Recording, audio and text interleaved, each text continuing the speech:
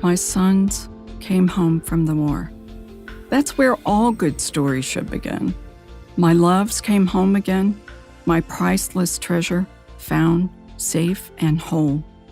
We are once again together in this sacred life. I sit at my desk this morning, that favorite photo of those sons before me, thinking this alone should fill me up forever with a gratefulness that knows no end. The prayer that ends all prayers. If you do nothing else but this, deliver my child. What mother among us with empty arms would not take on my every burden to hold her child? But in the midst of blessing, even then, there is sometimes that place where the sky comes to an end.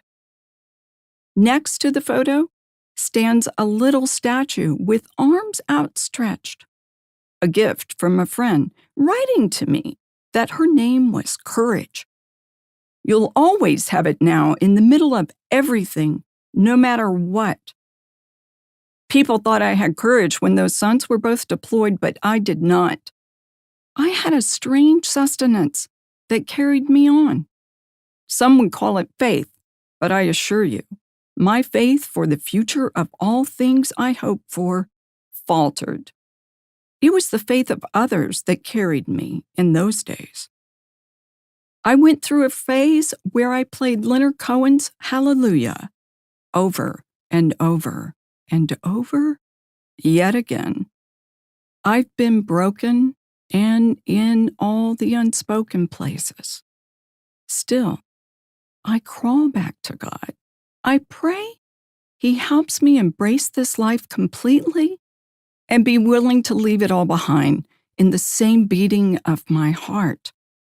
I think in the end, that's what it comes down to, passionately breaking open at every moment, clinging to each other every second of each embrace, being just as hungry to let it all go, to stand in that holy presence some of us cannot deny. A divorce this past year from a 20-year marriage has wiped me clean. I have stared at the page with apprehension. Reading the words written a year ago, they seemed foreign. They were funny, yes, in part, but they were missing the gravitas of my current situation. It was as if they had been written from a distant past. I had crossed a deep chasm, not just a year. What goes unseen in heartbreak is a lot. It's a funny thing, this obstacle at the page. When I am distracted, busy with my grocery list, my errand runs, here they come. A wild stampede of words, stomping, snorting, demanding, and beautiful. I find my way to the page as soon as time permits and am greeted with my familiar state of staring at the screen. Silence engulfs me. It's as if my muse has been hijacked, held in a frozen, wordless world. I come up empty and full of dread, cold ash dripping from my tongue where fires once leapt, until I finally realize that it wasn't my words I'd lost. I'd lost a life. I wouldn't write down the words because the story had changed.